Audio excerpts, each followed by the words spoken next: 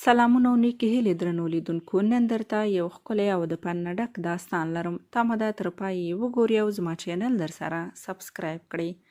ام سلیم چې د انس رضی الله تعالی عنه مور وه او په ځوانۍ کې کونډه شوې وه، د ابو طلحه چې لا مسلمان شوی نو ډیره خوښه وه.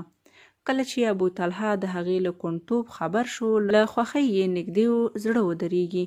په منډه منډه د هغې کور ته ورغی. اول یې کور ته د ننوتلو اجازه وغوښتله. اجازه ورکړل شوه او بیا یې د واده غوښتنه ورڅخه وکړه.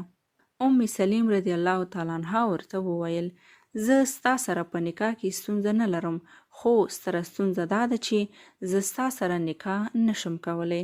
ابو طلحه فکر وکړ چې بل څوک یې خوښ دی او یا هم ډېرې پیسې راڅخه غواړي. نو یې ورته وویل: که سره او سپین زر غواړې نو غږ وکړه، او که دې بل څوک هم خوښ وي نو راته ویلی شي.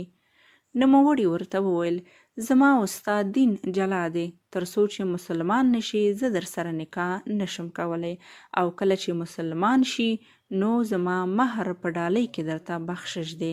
ځکه ابو طلحه د مدینې له تکړه ځوانانو، غشي ویشتونکو، سپرو او توریالیو څخه و او سربیره پر دې یې ښې ډېرې پیسې هم لرلې.